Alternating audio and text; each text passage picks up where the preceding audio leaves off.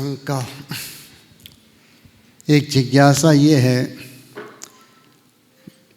तीर्थंकर प्रगति का बंध केवली और शुद्ध केवली के पादमूल में होता है।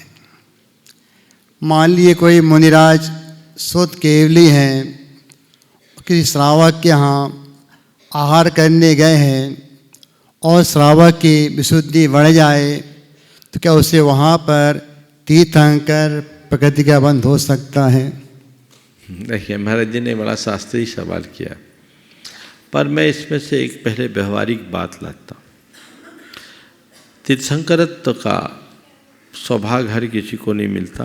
पूरे काल चक्र में 24 ही होते हैं और वे महान आत्माएं होती हैं जो अनेक जन्मों की साधना से पककर तपकर अपनी आत्मा की योग्यता को चरम और परम रूप में विकसित कर पाती है। उसके लिए एक विशिष्ट पुण्य का संचय करना होता है जिसका नाम है तीर्थंकर प्रकृति। ये योग्यता किसी केवली या शुद्ध केवली यानी पूर्ण ज्ञाता के पाद मूल में होती है। पाद मूल शब्द बहुत ही अर्थपूर्ण है। पाद मूल में होने का मतलब क्या है? चरण पकड़ करके बैठने पर ये बहुत सरल है। पाद मूल का मतलब ये नहीं है कि आप केवल भौतिक रूप से सद्गुरु के निकट में जाओ। पाद मूल का मूल अर्थ मुझे ये समझ में आता है कि सामने वाले के शरणागत हो जाओ,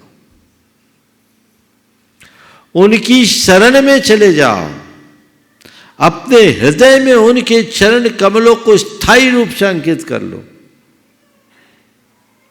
उन्हें अपने जीवन का सर्वस्व और आदर्श बना लो।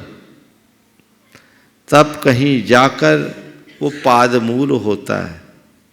बहुत सारे लोग आते हैं सद्गुरुओं के पास, पर वे आकर के भी दूर रहते हैं। भौतिक रूप से एक दूसरे के निकट रहते हैं और दूर हो जाते हैं, उससे कोई मतलब नहीं।